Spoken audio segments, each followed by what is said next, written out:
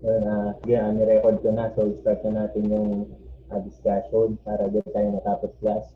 So, sa module 1 muna tayo. So, yung module 1 natin is na-upload ko na dun sa Google Classroom at saka sa Facebook group natin last time. So, yung module 1 natin, ito yung magiging outline niya. So, for today, kalahati lang yung discuss natin. So, yung outline ng module 1 is timber use for structural, physical properties of wood. So, parang ano muna tayo last? Introduction muna tayo sa timber and wood bago tayo pumunta dun sa actual design nung timber natin. Okay? So, introduction muna tayo. Pag-aralan muna natin si wood at si timber. So, ito yung outline. So, classification, preparation, mga defects, seasoning, methods of preservation, lumber and related products, at saka yung timber as a structural material. So, yung discuss natin for today is, for this week is si hanggang kay defects. Hanggang kay defects tayo. So, si seasoning, yung apat na matitiraan, next discussion na lang yung class. So, umpisahan natin. So, una is si timber used for structural members. So, in introduction class, timber definition is the woody material of trees. So, plus yung timber pala is yung parang galing siya kay tree. So, yung wooden material ni tree, yun yung tinatawag natin timber. Okay? So, si wood naman, so wood is that fibrous substance which composes the pith and the bark. More specifically, wood is defined as the lignified water-conducting, strengthening, and storage tissues of the branches. So, ibig sabihin class, si wood o tinatawag din na ito class xylem. So, si wood or si xylem is yung parang laman mismo ng tree. Okay? So, sabi niya ito yung lignified water o storage tissues. Okay? So, ibig sabihin, ito yung pinaka-laman ng tree or yung mga barks, yung stems, okay? Yung mga branches. So, yung nasa loob, yung laman, yun yung tinatawag na wood or xylem. So, wood is the most common building materials because of the following properties. Plus, yung wood, kahit ginagamit pa siya ngayon class, hindi na siya kasindalas gamitin kamukha ng dati. So dati kasi class, parang siya yung primary material sa construction. Pero dahil sa innovations, meron na tayong steel, at meron na tayong mga reinforced concrete, meron na tayong concrete. So nabawasan yung paggamit ni wood. Pero ginagamit daw dati si wood na madalas dahil strong material, durable, magaan, lightweight, madaling pagsamahin class, tapos meron siyang aesthetic, okay? So yan, yan yung mga properties na ni wood na kung bakit madalas siyang gamitin. So dati, kahit ngayon pa naman class, madalas pa siyang gamitin, pero more on dun na sa aesthetic side. So for structural, konti na lang yung gumagamit kasi meron ng mga innovated materials like steels and concrete. Okay? So the advantages, so merong advantages pa rin si wood class. So yung una is yung unit weight niya.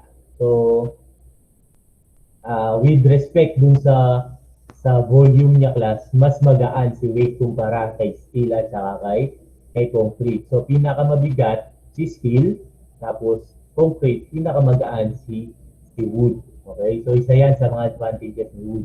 So isa pa is wood is easily worked with wood. So madali siyang trabahuin class.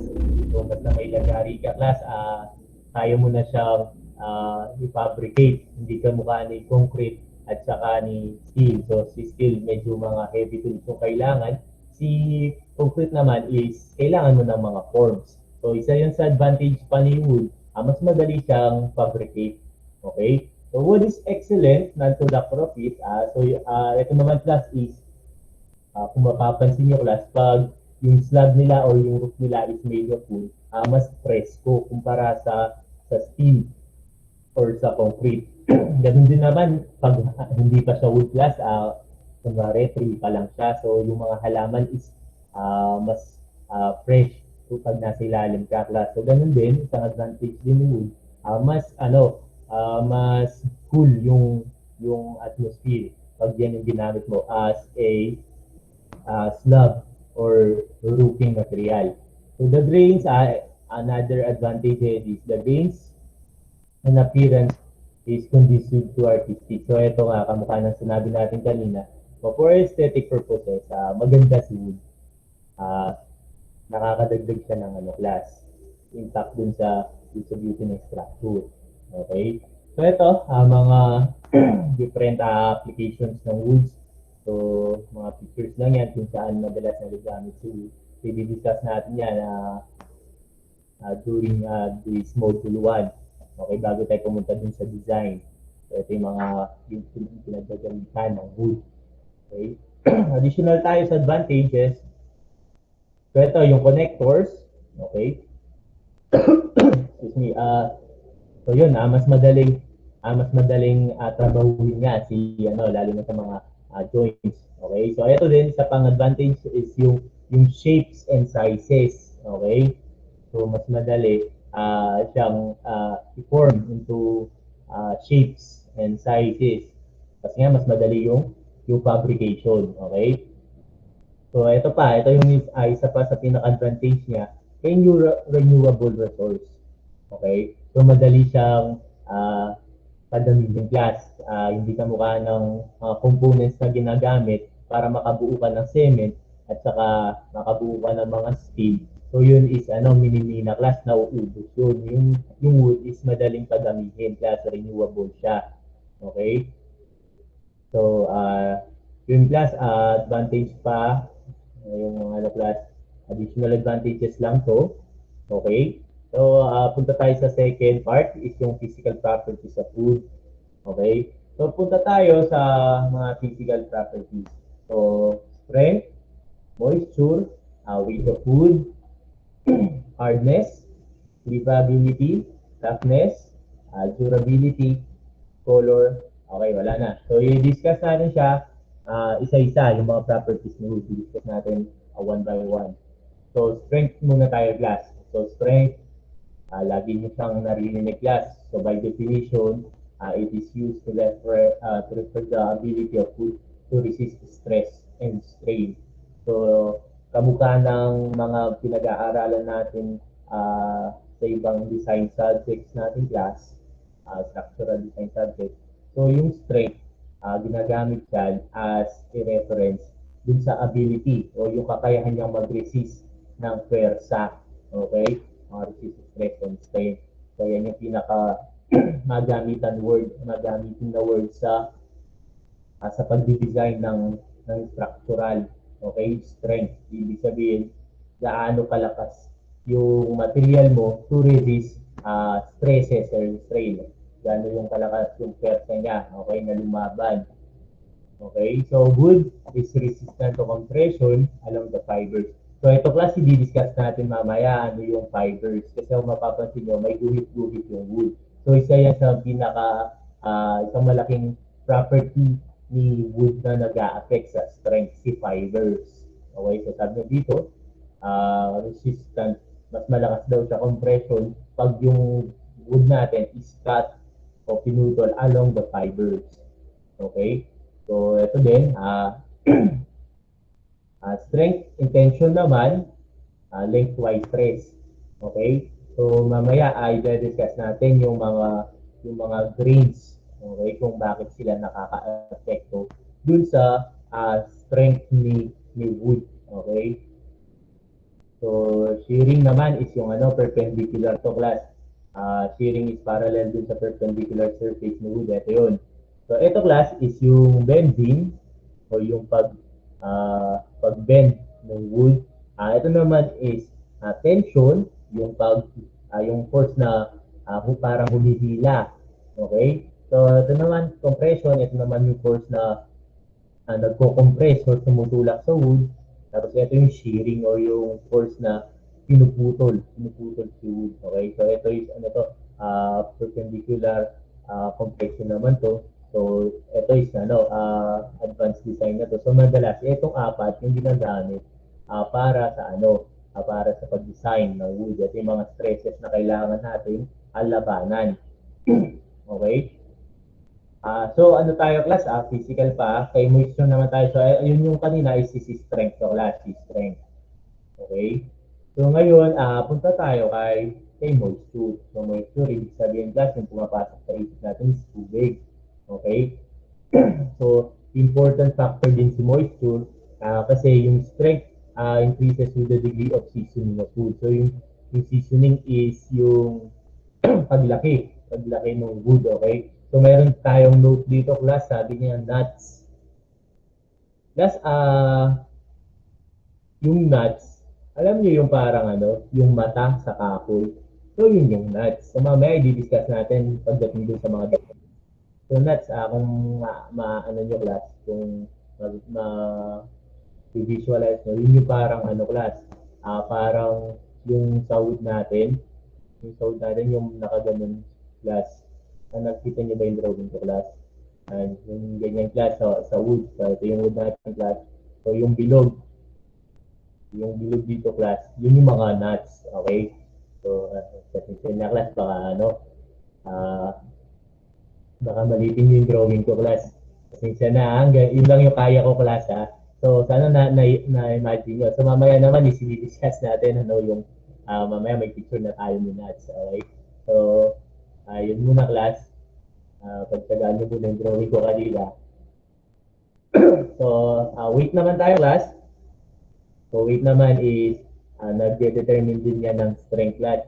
Kadalasan daw class, pag mas mabigat yung wood, mas matibay. So, kung familiar kayo sa mga wood, may mga magagaan na wood. So, mas sila class, mas prone sila sa failure. Okay? So, mas mabigat daw, sabi niya class is mas matibay. Okay? Kasi parang ibig sabihin is mas compact or mas malaman yung wood natin. Okay? So, hardness naman is yung tigas. Okay? So, minsan kasi class, parang yan, di ba? Parang magkaka-synonyms lang yan. Strength, hardness, durability, yung mga ganyan class. So, hardness is yung tigas naman. So, sabi nga niya dito is yung resistance sa lagare, saka sa palakon. Okay? Ibig sabihin, hardness is yung tigas class. Okay? So, yung kanina class, yung strength is yung lakas na lumaban sa mga puwersa. Okay? So, si hardness naman is yung tigas. Okay? So, yun yung pinagkaiba nila class. So, ito naman, cleavability. So, yung mga familiar sa cleave class. So, cleave, di ba, yung madadamay yung katabi, naalala na sa mga online games. Sa mga online games, pag sinabing cleave class, ay tatamaan yung katabi. Okay, so ganun din class, yung properties node sa cleavage or ibig sabihin, kasi class, di ba yung wood minsan, pag pinalakol mo ng minsan, pwede mo na siyang biyakin ng mano-mano. Yan is pag yung sira mo class, mag-drawing ulit ako class, wag daw akong So, class, minsan kasi class, kunwari na lang yung kawayan class. Yung kawayan natin, so ito yung kawayan natin class. Yan, ito na class So ito yung kawayan natin. Class, yung kawayan natin, pag yung axe mo class, dito mo tinatama class yung axe mo, kailangan mo siyang tapusin para maputol dito. Okay? Kung na-imagine nyo class. Pero pag yung axe mo class is dito na parallel sa green mo class, kahit isang biyak lang yan, mabibiyak mo na yan, manumano ng kamay class, di ba? Na-imagine nyo ba class? Yun yung cleavability niya along the grains. So kahit dito lang class, dahil along the grains ka, is mabilis na yung cleavability niya na to break. Okay? So yun class, sana class nagamit yung drawing ko. Okay? So yun class, yun yung ibig sabihin niya kay cleavability. Okay? So, nagdadamay-damay yung grain pag yung hati mo o yung sira mo is along the grain. Okay? So, yun yung isang property ni class ni wood. Kasi meron siyang parang mga grains, di ba? Yung parang yung fibers niya. So pag yung hati mo class o yung fracture mo is along that fibers, mas madali na siyang masira kumpara dun sa perpendicular dun sa mga fibers. Okay? So, flexibility naman. So, flexibility class and toughness. Ito yung parang ano class, advantage talaga ni wood. Mas flexible siya class.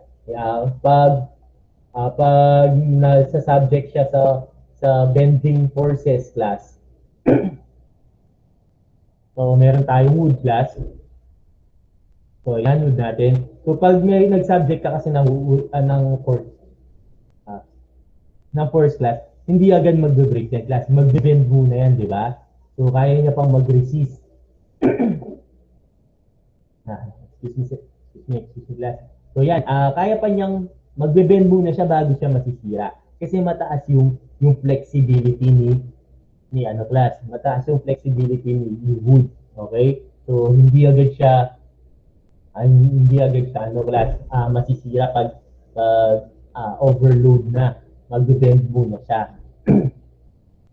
Okay. So, durability naman class. So, kanina, strength is yung lakas lumaban sa mga pwersa.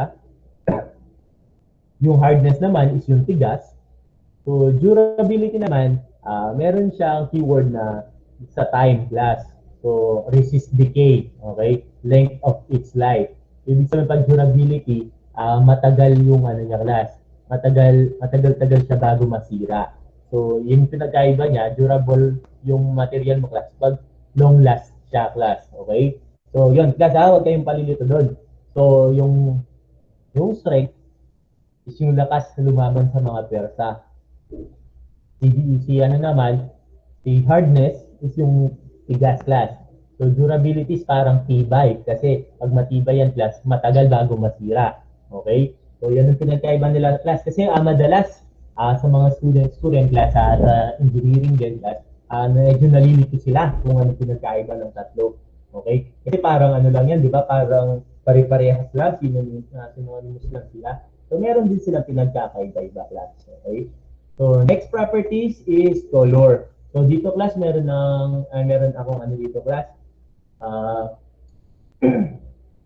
Meron silang, nasan ba yun?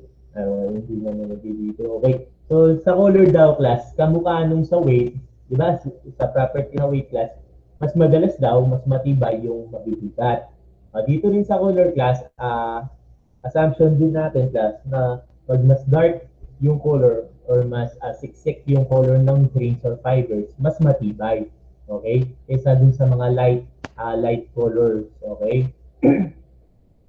So, ito, the color of the darker, kunwari yung heartwood class, the darker the heartwood, the more durable is the wood. Okay? So, many species with light color heartwood are perishable. So, sabi ni, many lang class, hindi ibig sabihin most of the time. Ibig sabihin meron daw ibang mga wood na kahit light color sila, matibay sila class. Pero many species or mostly yung mas darker, sila yung mas matibay. Mostly lang class, hindi all of the time. Okay? So, next class, resins class. Kung familiar kayo sa term na resins, is yung parang ano yan class, yung plastic property.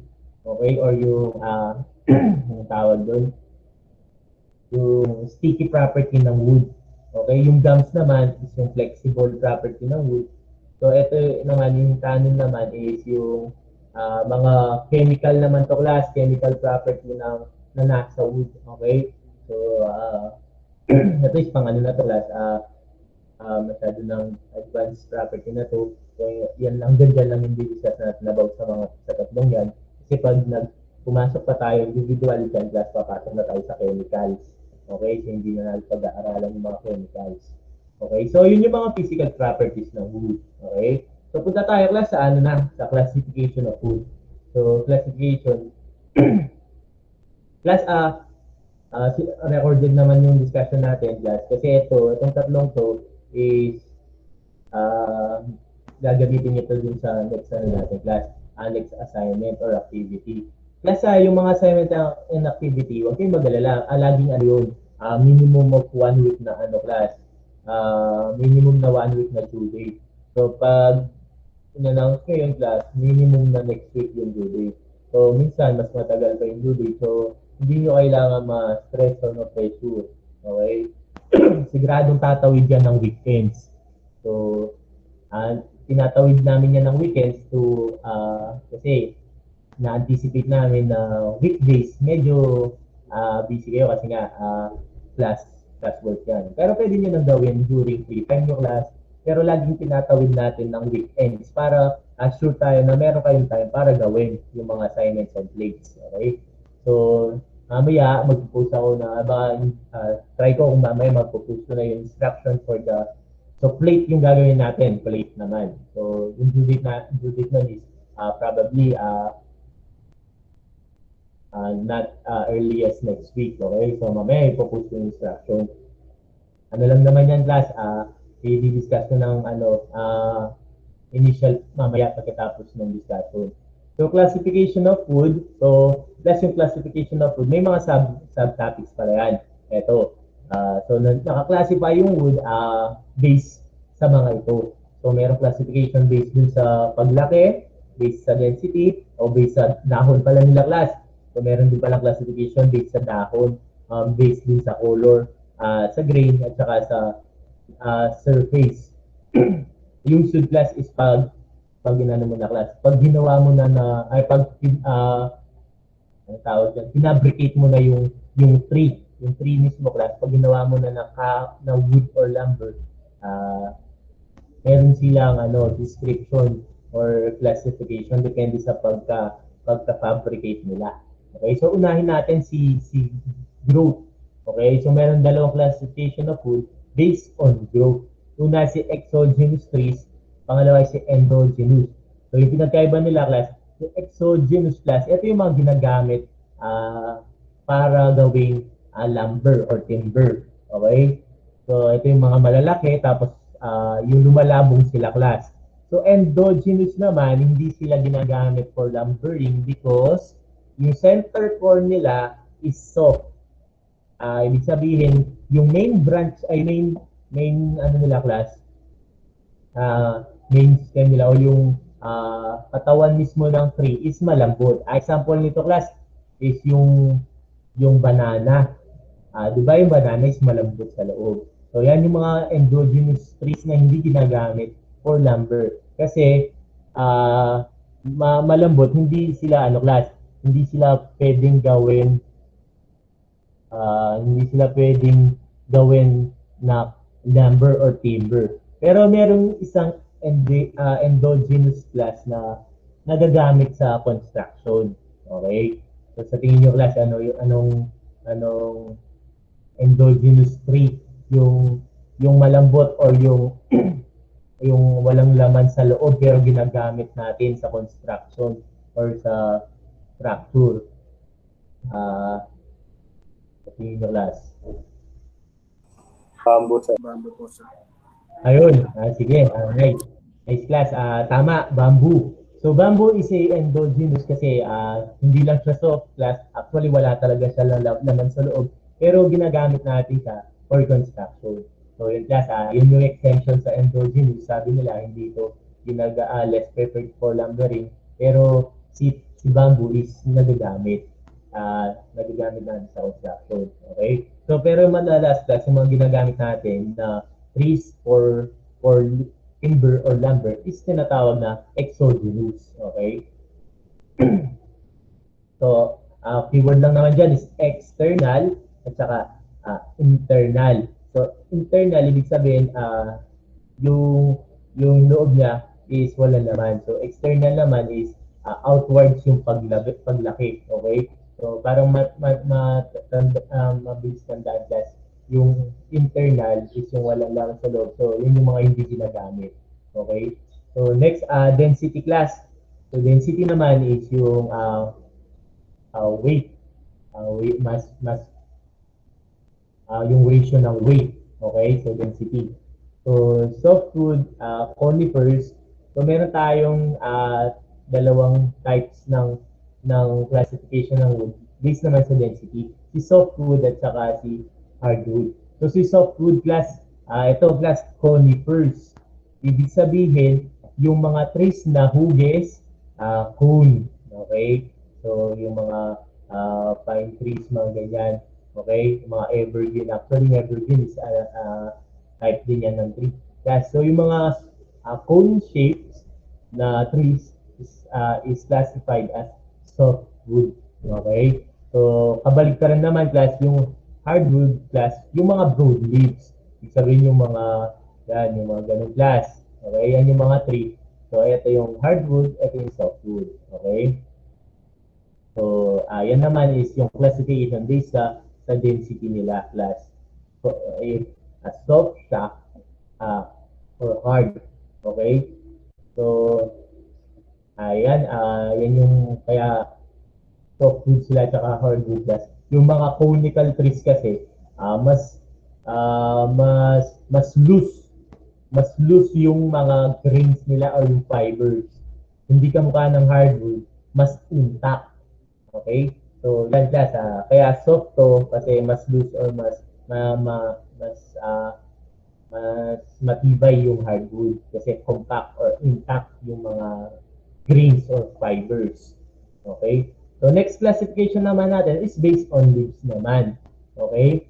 So, yung mga needle shape, mga at saka yung mga broad shape. So, ito yung needle shapes na so, yung tree natin is ma-classify din natin as needle shape leaves at saka broad shape leaves. Okay? So, next is yung color naman. So, the shades or color of the wood varies from either of the following. So, white, yellow, orange, red, brown, black. So, yung wood natin is parang isang color palette lang na light to dark, di ba? White, yellow, orange, red, brown, black. From light to dark color of wood. So, yan class, marami pala silang kulay. So, madalas, lalo na sa inyo class, mga architects, sanay kayo sa mga yan pagdating sa kulay ng pintura, di ba class? Or sa varnish. Okay? So, sa varnish at saka sa pintura, ang daming kulay. So, madalas, yung mga pangalan ng kulay is with respect dun sa galing sila sa kulay ng mga ay ng mga wood. Okay? So, ito class, brown lahat yan, pero may mga sarili-sariling pangalan. So, kamukha ng sa ano yan class, sa mga pintura at sa mga varnish. So, pinakasikat dyan is si walnut at saka si mahogany. Okay? Lalo sa varnish class. Yan. So, yan mga kulay ng wood class. So, walnut, mahogany, yung oak, yung beech, ito birch. So, ito class, si birch at saka si oak. Ano yan, di ba? Sa Minecraft. Okay? Kasi mga naglalaro dyan class, mga types of trees din yan. Okay? So, yung classification pala nila is based sa kulay. So, yung palang, ito is kulay na nanggaling sa pangalan ng halaman. Okay? So, ito, meron ding orange, blue, plus meron palang blue, saka green class, oh. Blue mahog, saka green heart. Ito, mga ano lang class, saka mga dark, ito mga dark food na to class, yung mga black. Okay? So, mga red, orange. So, yan class, mga colors ng natural wood. So, natural, ibig sabihin, actual na ganyan yung kulay pagka-tubo pa lang. Okay? So, ito class, yung grain. Ito yung sinasabi ko. So, parang mas nagigets natin si grain as yung term na ginagamit natin is fiber. Parang ganun. So, pero hindi siya fiber kasi yung fiber is fabricated na yung class. Parang pinabricate na from wood tapos ginawa fiber. Parang fiber kasi thread-like. So, yung tamang term is grain. Ito yung mga guhit-guhit ng woods class. Kaya yung tamang term dyan is grain. Okay? So, may mga types of grain class. So, pag yung wood mo is mamaya, class, mas madidiscuss yung grain dito sa ayan, dito class. Okay? So, ito kasunod niya class, Itong green kasi class is may ano yan, may connection dito sa next classification, nature of surface when food. So pag pinabricate mo na yung tree class, ginawa mo na siyang wood, merong classification depende kung paano siya na fabricate. Okay? So yan, quarter grain, long grain, plain grain, and grain sod. Meron lang sa asan ba yun? So mamaya madidiscuss ko lang. Ibig sabihin class, itong end grain class, kinat ito perpendicular dun sa tree. Okay? So, kailangan didrawing tayo dito. Class, ito yung bark ng tree class. Ito yung, ayan yung tree natin class. So, pag kumuha ka ng ano dyan class, kumuha ka ng in-screwed mo na siya, kumuha ka ng sheet. Tapos sila class ha, ang hirap mag-drawing pala sa ano. Ayan. Okay. So, ito class, ito lang class ha.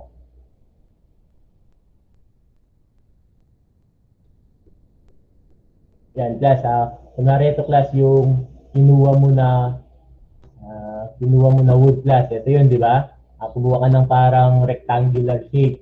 So, yung grain dito class, yung perpendicular dun sa dun sa trunk natin or sa bark is yung end grain. Tapos, itong plain grain naman class is itong nandito sa parang surface, yung tangent to the circle. Ito yung circle, di ba class? So yung nakadikit dun sa outer circle, yun yung plain grain. Tapos yung side naman na to, yung dalawang side na to class, yung diretso dun sa radius ng circle, yun yung mga quarter grains. Okay, so yung face dito sa side na to, saka yung face dun sa side na yun class, yan yung mga quarter grain. Tapos yung dito naman, yung face naman na nakadikit sa perimeter ng circle o yung nakatangent dito sa circle, yun si quarter grain. Okay? So, mamaya class, meron tayong picture dyan para mas mag-get nyo. Okay? So, yan. Preparation naman class, preparation ni wood. Paano siya pinag-prepare. So, first step natin is yung pagputol or yung pagtumba sa halaman in the tree. So, ito pala steps to ng logging. So, logging yung tawag dun sa pag-prepare ng wood. Okay? So, una is yung pagputol o yung pagtumba ng tree. Tapos, ang skidding class, next procedure is skidding or yung paglipat class or pag-transport dun sa fabrication. Okay? Tapos, pag nandun na siya sa fabrication class, yung backing naman is yung pagpuputol niya into smaller pieces. Okay? Tsaka pag-aalis ng yung mga sanga-sanga class. So, puputulin, ita-transport, tapos lilinisin. Puputulin into smaller piece or aalisin yung mga small branches. Okay? So, yun yung steps. Tapos, yung pangapat na step is yung lumbering na. So, ito na yung preparation naman ng wood para sa commercial purposes. So, ipe-prepare na siya for selling. So, yun yung apat na steps ng logging. So, pagputol ng tree, pag-transport, paglilinis, pag-aalis ng mga branches, tapos pag-prepare for selling. Okay? So, yan. Yan na yung steps. So, class, sewing naman. So, pag nandito na tayo sa lumbering class, papasok na si sewing. Okay? So, pag i-prepare na siya class to be a lumber, yung unang step is yung sewing or yung pagtabas. Okay? Pagtabas ng halaman ay nung branch or nung tree trunk. Okay? So, ito mga methods ng sewing which is the plain and the quarter. So, kanina na-discuss na ito, plain grain at sa quarter grain. So, kung maaalala natin class, plain grain is yung surface dun sa perimeter. Okay? Yung tangential dun sa circle. Okay? So, drawing ulit ako. So, ito yung tree trunk class. So, ito yung piece natin class.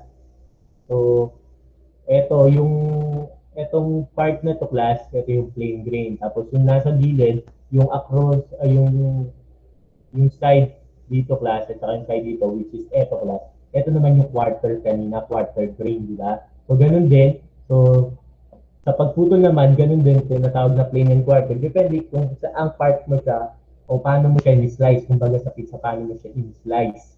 Okay? So, yung plain grain, yung kanina nga, diameter with parallel and tangential to the annual rings. Yun nga, class, along dun sa bilog, yung perimeter ng bilog, yun yung plain. Pag quarter naman, class, yung quarter naman is yung tumatagos dun sa center, yung pagputol. Tapos meron pa siya mga sub-classification, pero mas maintindihan yan dito sa drawing class.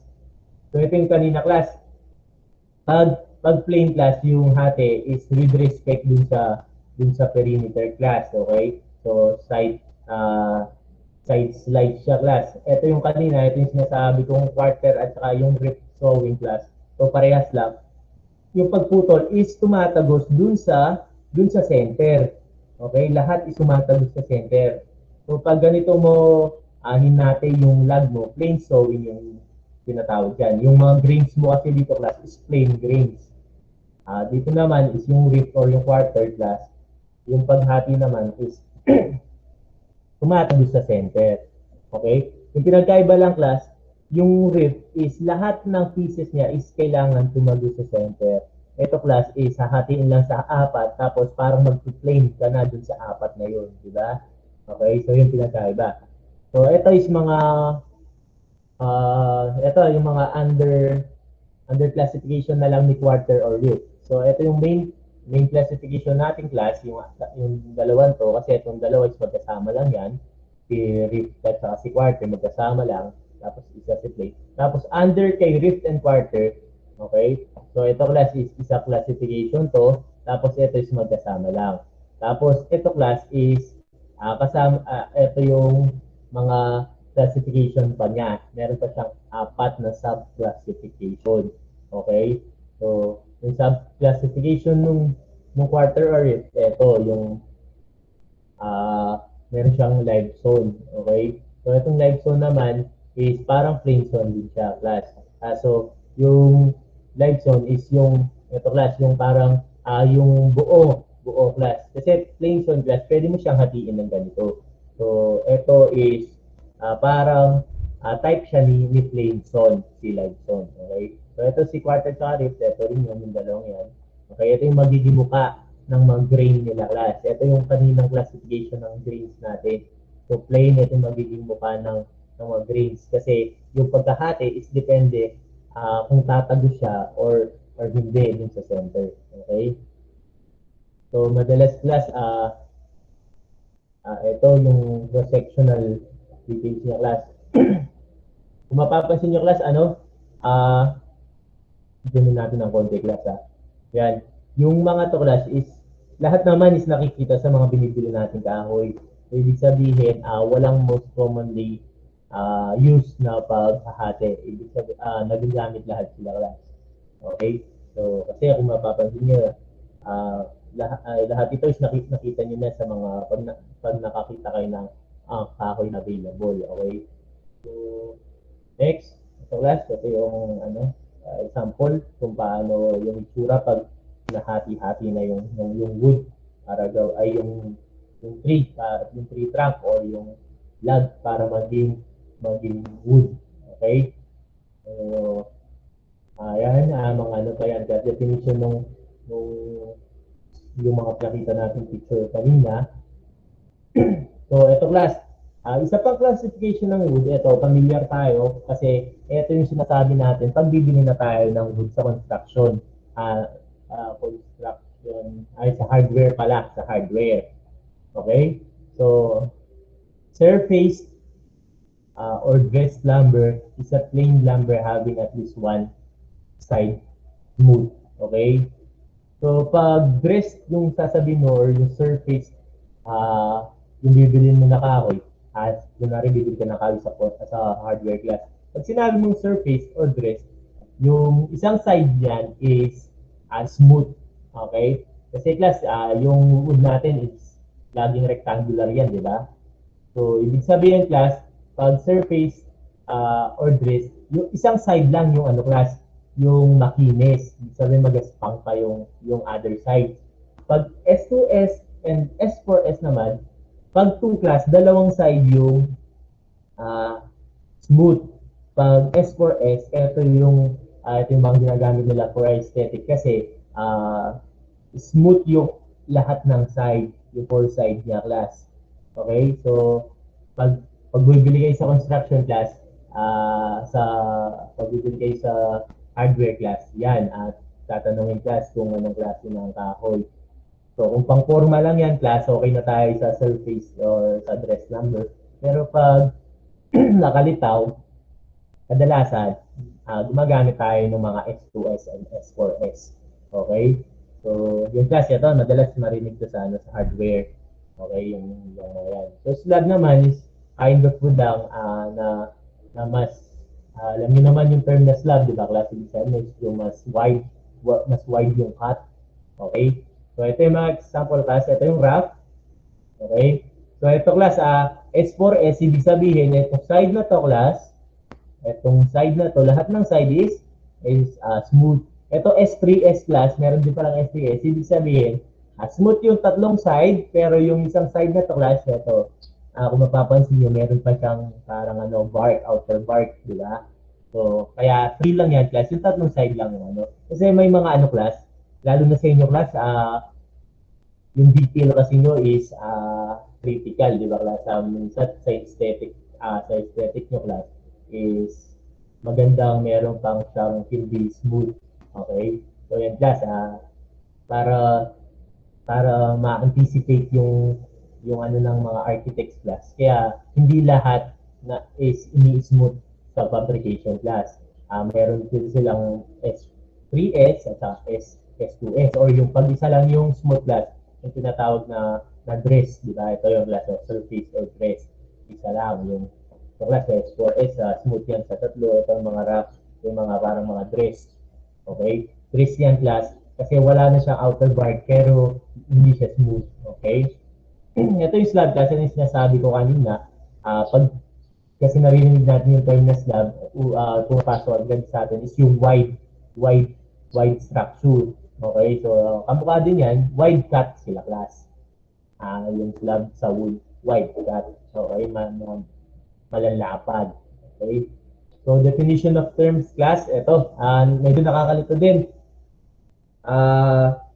Class, replyin ko lang yung mga nag-chat. So lahat ng na-disconnect class, lahat ng na-disconnect ay pwede kayong class, pwede nyo panoorin sa, replyin ko lang sila class para hindi sila ma-stress. So pwede nyo panoorin sa replay na ipopost so sa group natin. So ipopost ko class yung recording mamaya, sana hindi gumagal si Converge. So group natin, kung di na kayo makakonect ulit. Yan. So, para huwag sila may stress, na-replyan ko lang siglit. Okay? So, ayun, medyo madami ka naman na dito, 54. Halos pala nakabalik yung class, karamihan. Okay? Pero sabi nga nila class, medyo putol-putol daw. So, para ma-review nyo na lang ulit kasi, pwede nyo panoorin siya sa class, replyan ko lang sila.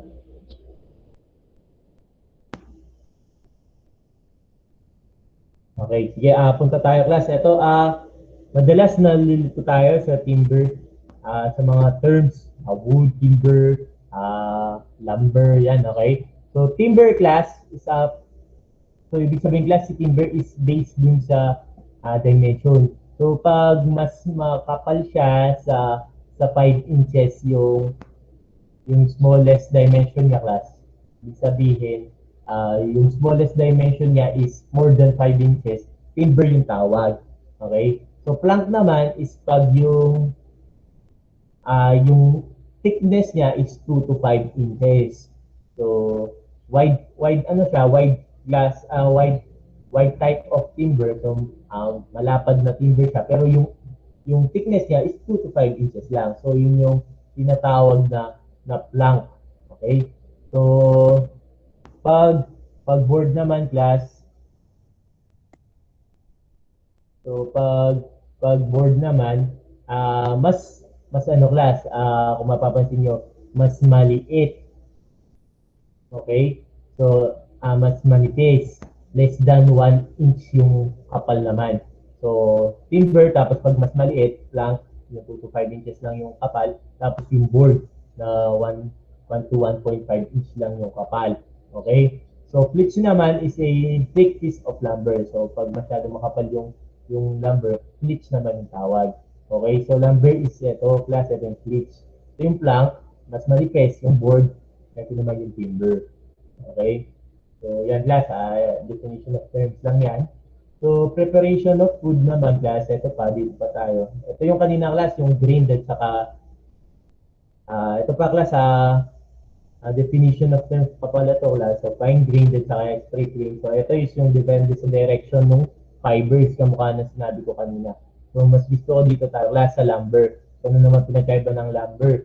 It's a term applied to wood after it is sold. Okay? Plus, ibig sabihin class,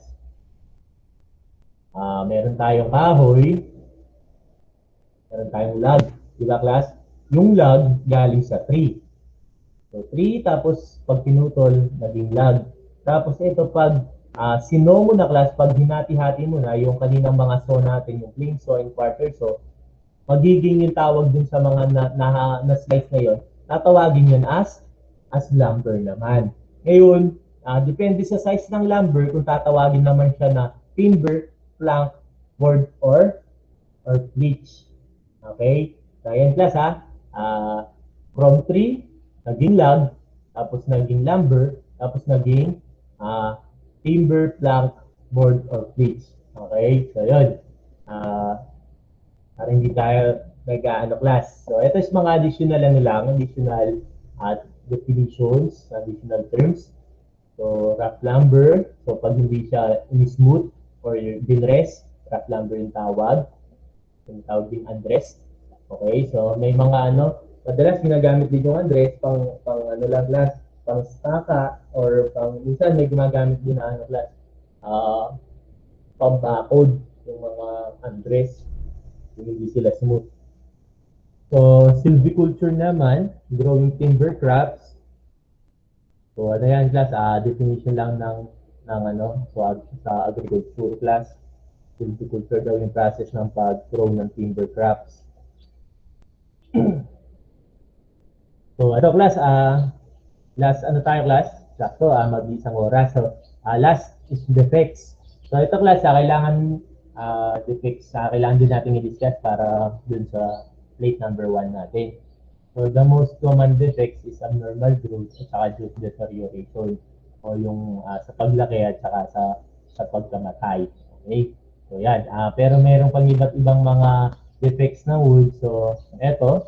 So, under abnormal growth, ito yung ito is yung mga defect during lumalaki yung tree or tumutubo. So, una yung heart shakes. So, parang heart breaks class. So, meron siyang biyak. So, heart shake yung tawag dyan.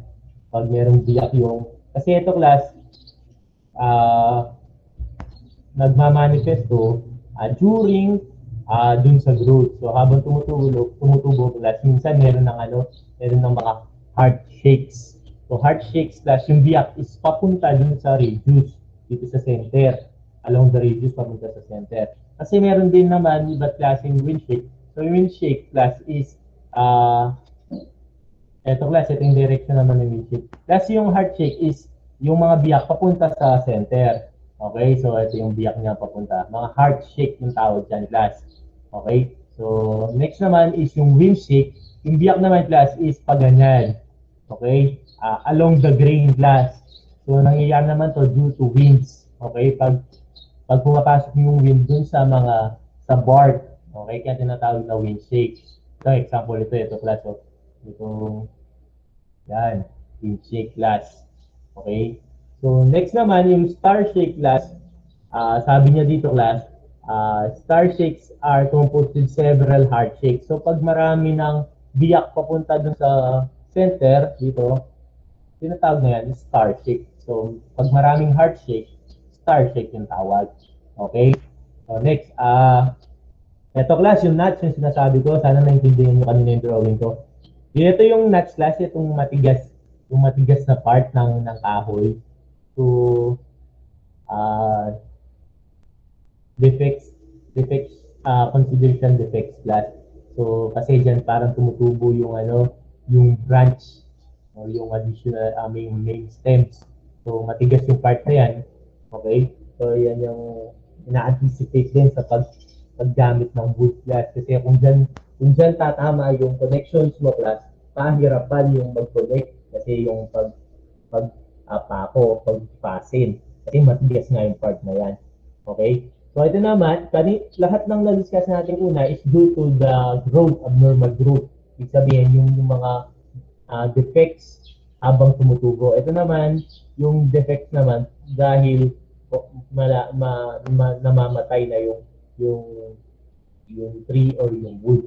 Yung dry at saka wet rot. Okay? So dry rot class, ito is yung parang naag na dahil sa init. Okay? So, class, madalas yan yung problema ng wood talaga, class. Okay? So, sabi niya, presence of moisture. Okay? At saka minsan, fungi. Okay? So, yung mga yung sikat na kalaban ng wood. Okay? So, tawag ko sila, class, yung insekto, anay. So, anay. So, wet rot naman class is dahil nabababad o nababasa yung kahoy. Okay, so ito yung mga example ng dry rot dahil sa moisture, sa init at saka sa mga fungi. Yung wet naman is dahil sa laging nababasa class. Okay, so nasisira din. Okay, so yun muna class. So, i-continue natin next meeting class yung discussion. So, try ko class mamaya na mamaya so try natin mamaya na i-post yung plate number 1. So yun naman is meron naman pinaka mabilis na deadline nun is next week, laging after a week kasi para magamit nyo yung weekends para hindi yung pressure sa pag-submit. Okay? So last yung assignment ay yung plate number 1 yung class, i-discuss ko na rin ng konti. Okay? So yung based dun kasi sa napag-discuss natin class, yung gagawin nyo on a siguro kahit bond paper lang class, kahit bond paper lang, isang parat lang ng bond paper, you need to dahil architecture naman tayo class, you need to draw, you need to select A3. Tapos, i-draw nyo na rin class. So, kunwari, yung tree nyo class. So, ito yung tree natin. So, dun sa tree na yung class, ilista nyo lahat ng properties niya at saka yung mga classifications niya, depende sa mga na-discuss natin. So, classification based on leaves. So, broad leaf yung pinili. Kung kunwari, pangalan ng tree is, kunwari, Sinara class. Sinara. So, dinrawing na. Walang format to class, but any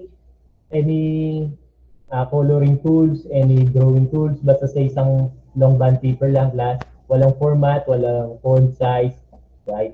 Paano nyo isulat, paano nyo drawing, basta lumabas dyan yung drawing ng tree na napiling nyo, kunwari nara, tapos yung mga properties niya.